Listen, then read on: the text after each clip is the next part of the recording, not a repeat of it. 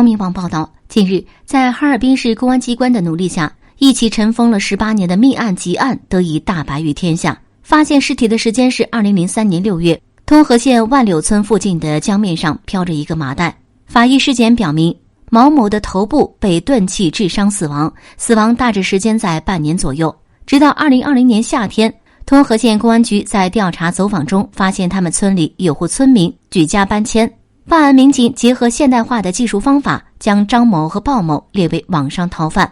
9月12号，民警将张某、鲍某在任丘市一个小村子抓捕归案。夫妻俩逃亡了18年，肯定会统一口径。审讯才是民警最艰难的时刻。令办案民警感到意外的是，在当年的案发现场，并不像他们所说的那样2对1，而是隐约感到案发现场似乎还有一个人，就是可疑的第3个嫌疑人。第3个犯罪嫌疑人是指住在张某、鲍某隔壁的魏某，人称魏三的人。被抓获后，3个人的交代相互印证出毛某遇害案的真相。这起案件就是由魏某而引起，实际这3个嫌疑人和这个毛某都有过节。魏某帮助这对夫妇完成了杀人和抛尸的过程。案发当时，毛某先是和隔壁的魏某因琐事吵了起来，张某和鲍某过去打算拉架，一言不合动起手来，打在了毛某的后脑勺。看到毛某不动了，张某和魏某商量了一下，找了麻袋将毛某包裹起来，趁着夜深人静抛尸河里。一起尘封18年的命案急案终于告破，这也是对受害人和他的家属一个彻底的交代。成都商报红星新闻报道，据澎湃新闻报道，10月9号，颇具争议的抗癌博主虎子的后半生账号发布布告称，虎子已于10月6号在海南去世。虎子曾连续发布视频记录抗癌生活，后被网友质疑花销巨大，疑似卖惨，引争议。B 站抗癌视频博主被曝卖惨骗钱，涉事视频博主虎子的后半生自称为肺癌晚期患者，曾拍摄多条抗癌视频，获得网友多次点赞和打赏。随后有网友在大众点评上发现其在确诊肺癌之后，经常出入高档场所，住2000元一晚的酒店做足疗按摩，因此质疑其通过卖惨骗钱月入10万。6月2号，红星新闻记者向该 UP 主正在住院治疗的医院山东潍坊人民医院核实情况，肿瘤内科一工作人员证实该 UP 主确实身患肺癌，5月31号来到该医院，之前在海南三亚治疗。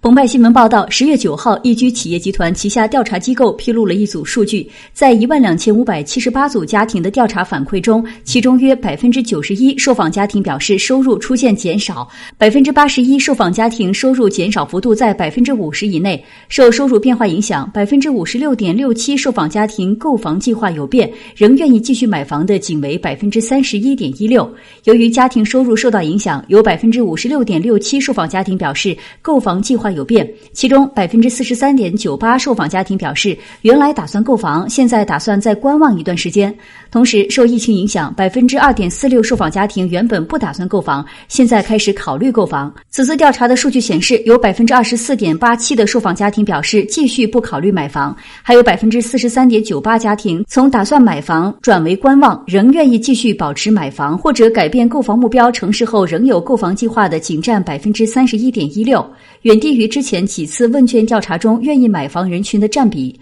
另外，在调查问卷中的目前你在买房方面犹豫的原因一项中，半数以上受访家庭选择了房价太高买不起、贷款压力太大、已经有房了以及不准备买房的占比分别为35.62%及19.36%。对于受访家庭来说，房价太高是其不买房的主要原因。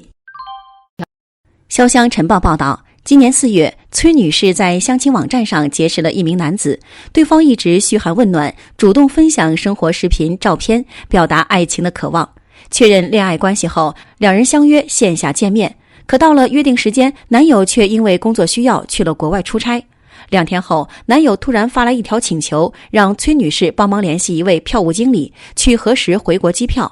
崔女士联系后得知机票已经预留，但还未付款。票务经理表示，由于疫情原因，国外无法付款，希望崔女士帮他垫付。男友还发来了5万元转账截图，表示由于跨境，钱款可能要6至8小时才会到账。崔女士见此情形，便先帮男友垫付了机票费用。没多久，票务经理又表示还有一个托运货柜的钱款没有支付。崔女士和男友核实后，再次以相同的方式向对方转账3万元。然而，崔女士迟迟没有收到男友的转账。在联系对方时，发现头像和微信名都变成了女性，电话也无人接听，这才发现自己被骗了，随即报警。目前，8名嫌疑人已被警方抓获。警方提醒，不要被一时的甜蜜冲昏头脑，保持清醒，不随意向他人转账汇款。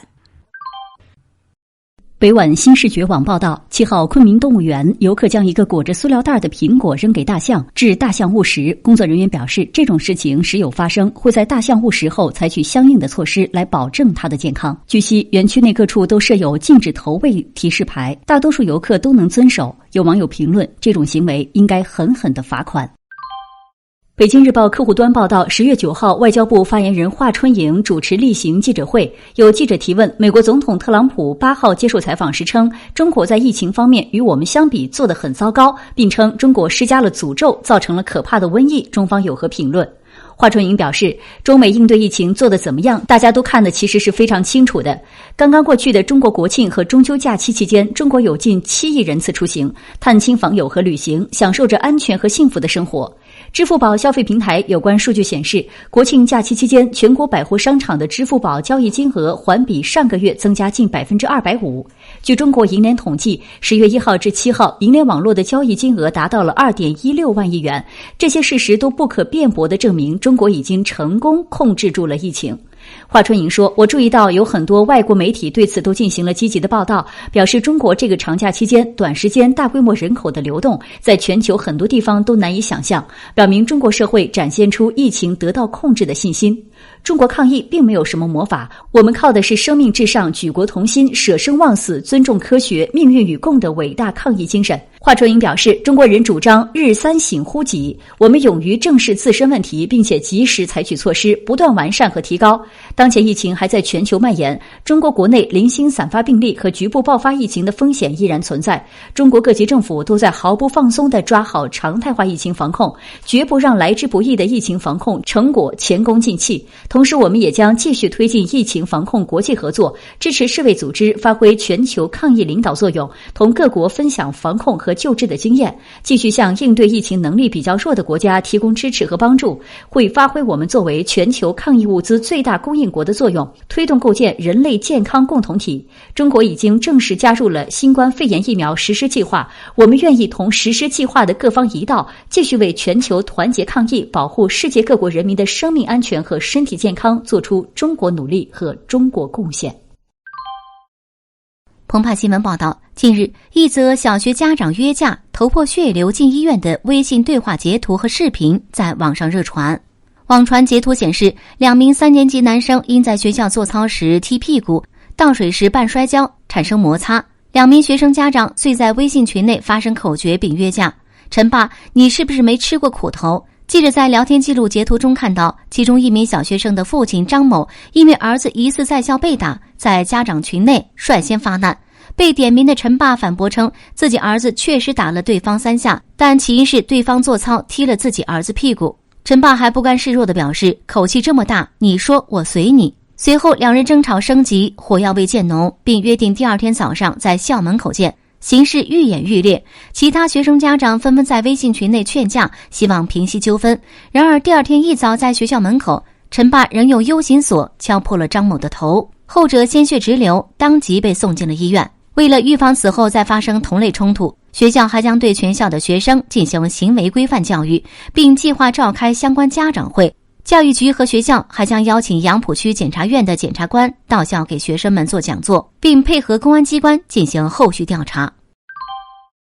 北京晚报报道，国庆中秋2节假期10月8号结束，北京假日文化和旅游业保持了持续回升态势。来自北京文化和旅游局的统计分析显示，长假8天，北京共接待游客998.2万人次，较去年假期增长 8.4%。旅游总收入为115亿元，较去年假期增长 2.9%。国内外省来京旅游者为407.4万人次，较去年假期增长 5.4%。旅游收入为91亿元，较去年假期下降 1.7%。市民在京游人数为590.8万人次，较去年假期增长 10.6%。旅游收入为23.9亿元，较去年假期增长 25%。长假期间，北京市位居全国热门旅游城市榜首，旅游收入增长高于全国平均水平，特别是重点监测的223家旅游接待景区和地区的收入比去年假期大幅增长，营业收入比去年假期增长 63.1%。据美团平台大数据显示，市民的文旅消费指数也高于去年同期，市民在京游客人均花费405.2元，较去年假期增长 13%。潇湘晨报报道，近日，兴县公安局渭分派出所接网上群众举报，有人在新黑路渭分镇城区路段向过往车辆索要钱财，如不给就砸车。接报后，民警及时将涉事残疾人贾某为传唤至派出所进行调查。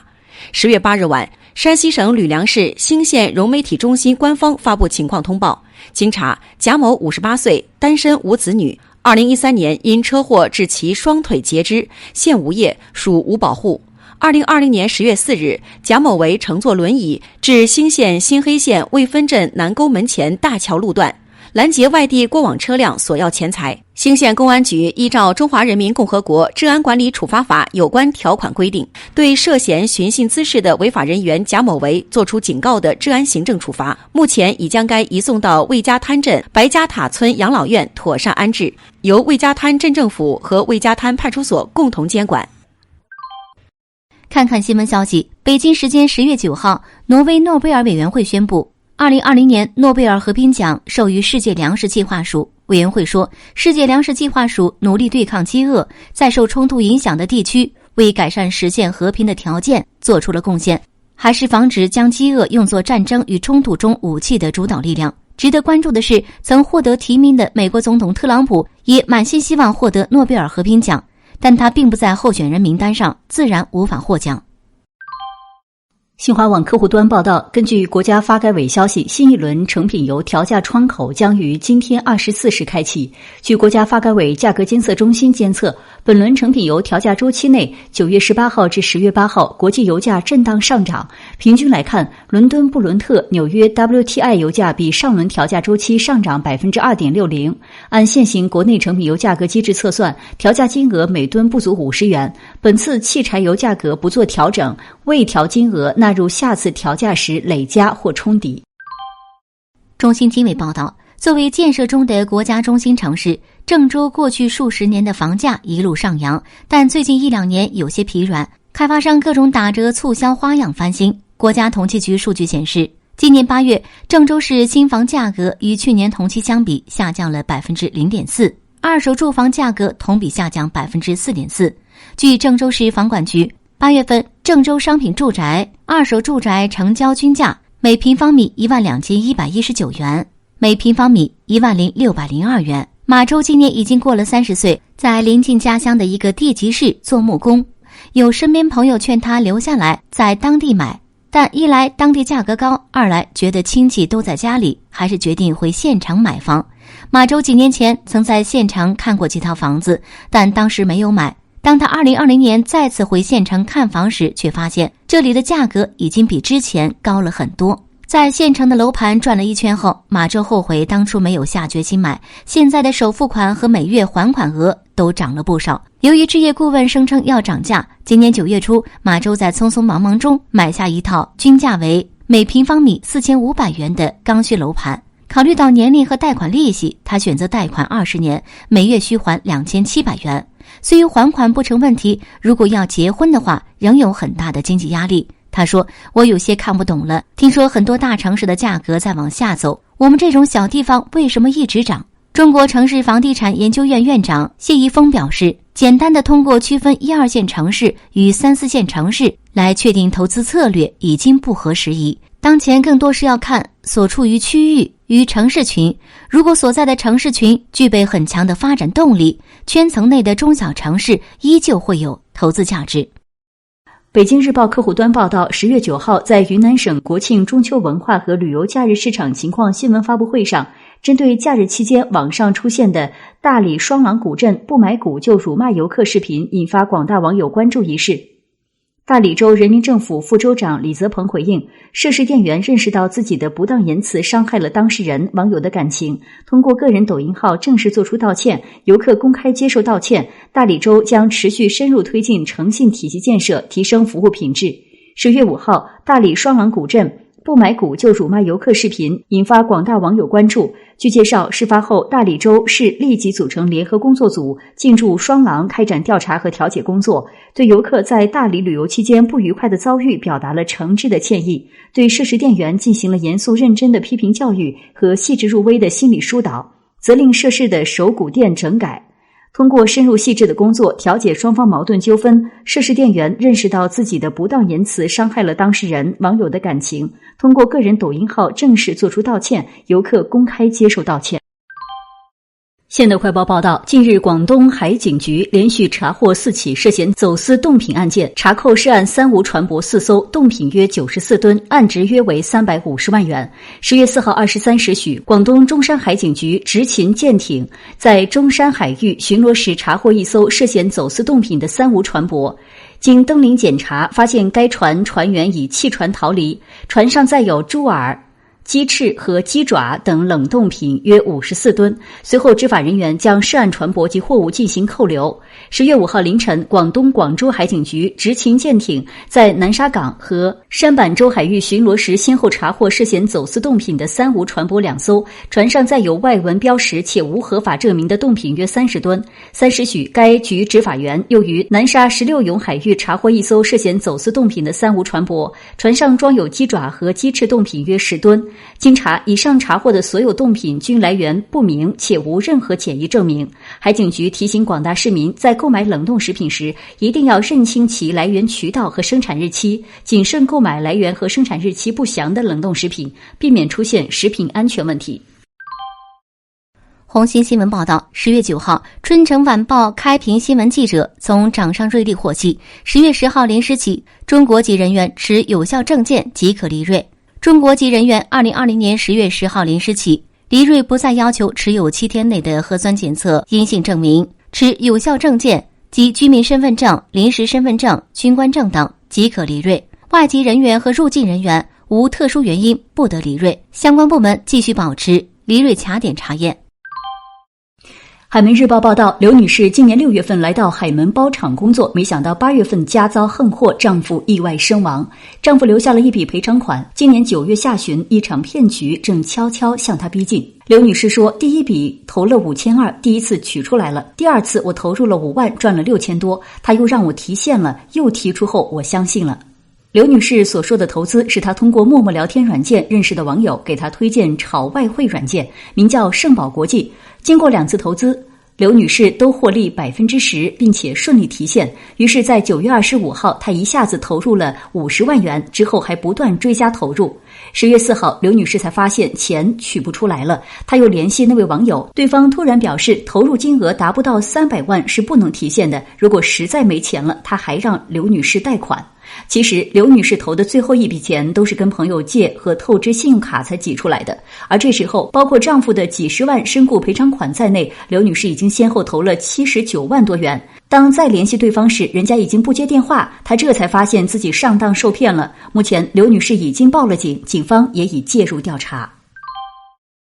澎湃新闻报道，澎湃新闻日前从多个权威渠道获悉，10月4号，安徽省铜陵市政协副主席蒋业贵在铜陵和其一女性特地关系人见面，两人在沟通过程中发生冲突，该女士被蒋业贵用刀刺伤，没有人员死亡。目前该案正在侦办中。什么是特定关系人？根据最高人民法院、最高人民检察院关于办理社会刑事案件适用法律若干问题的意见，特定关系人是指与国家工作人员有近亲属、情妇、情夫以及其他共同利益关系的人。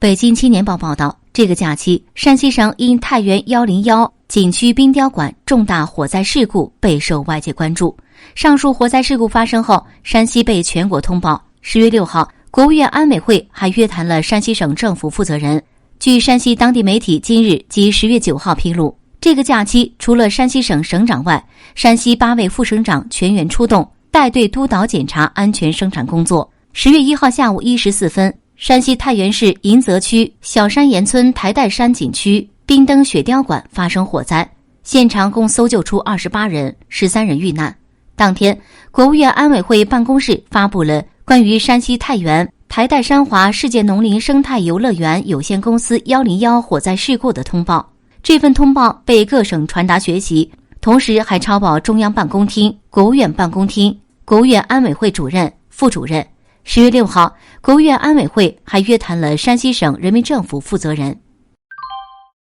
南国早报报道，热恋1个多月后，离婚后发现2个女儿都不是亲生的，男子一怒之下将前妻告上法院。近日，法院对此案作出一审判决。